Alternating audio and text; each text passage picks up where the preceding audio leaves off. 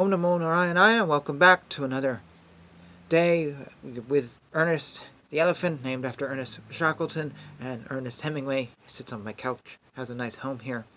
We're continuing the chapter today on personal adornment, on subjugating the hearts of others, and on tonic medicines. And I will say before we get into this, my apologies, I will be stumbling over a bunch of words, because this is basically a chapter of love potions. Quite literally, quite literally drinking love potions. If you're interested in things like this, I don't do potions or anything like this, but if you are, this may be of really interest to you. If you have any experience with any of these, please comment down below.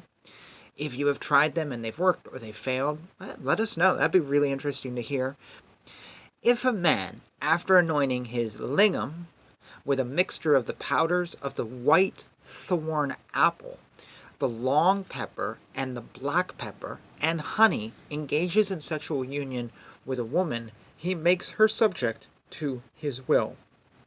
The application of a mixture of the leaf of the plant Vatobranta, of the flowers thrown on a human corpse when carried to be burnt, and the powder of the bones of the peacock and of the jiva bird produces the same effect. The remains of a kite who has died a natural death, ground into powder and mixed with kawach and honey, also has the same effect. Anointing oneself with an ointment made of the plant Emblica mirabolans has the power of subjugating women to one's will. If a man cuts into small pieces the sprouts of the Vajnasuni plant and dips them into a mixture of red arsenic and sulfur, and then dries them 7 times, and applies this powder mixed with honey to his lingam, he can subjugate a woman to his will directly that he has had sexual union with. Or if, by burning these very sprouts at night and looking at the smoke, he sees a golden moon behind, he will then be successful with any woman. Or if he throws some of the powder of these same sprouts mixed with the excrement of a monkey upon a maiden, she will not be given in marriage to anybody else.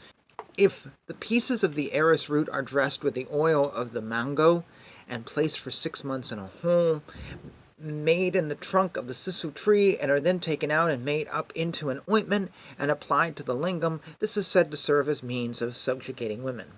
If the bone of a camel is dipped into the juice of the plant Eclipta prostata and then burnt, and the black pigment produced from its ashes is placed in a box, also made of the bone of a camel, and applied together with antimony of the eyelashes with a pencil also made of the bone of a camel, then that pigment is said to be very pure and wholesome for the eyes, and serves as a means of subjugating others to the person who uses it.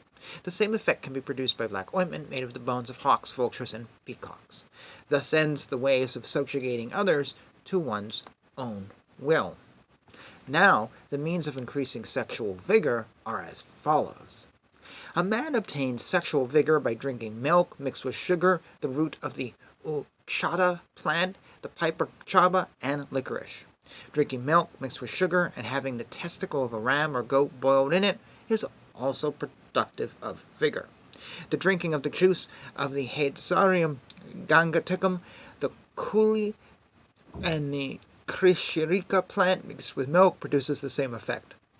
The seed of the long pepper, along with the seeds of the Sansevieria, Roxburghania, and the Hadesarium gangeticum plant, all pounded together and mixed with milk, is productive of a similar result.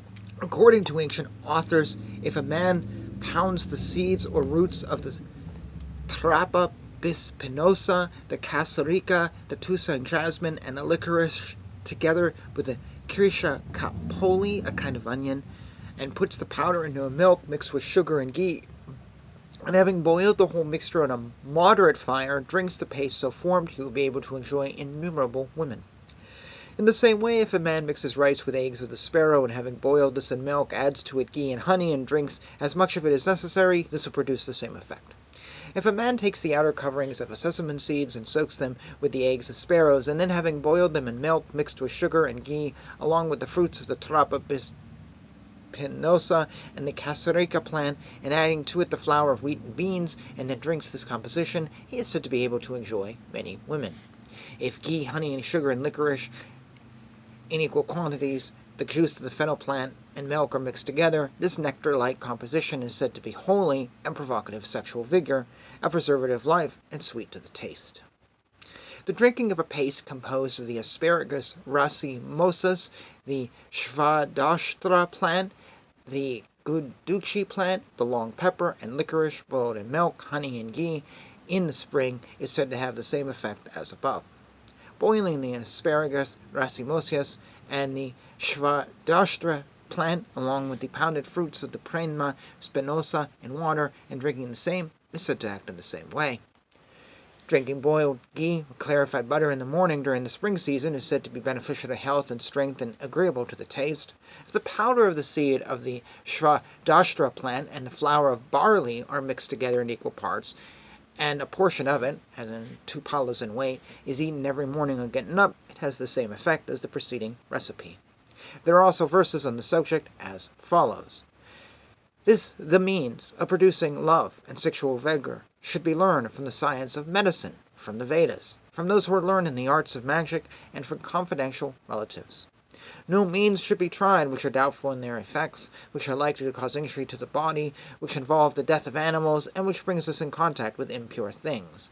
Such means should only be used as are holy, acknowledged to be good, and approved of by Brahmins and friends. And thus ends this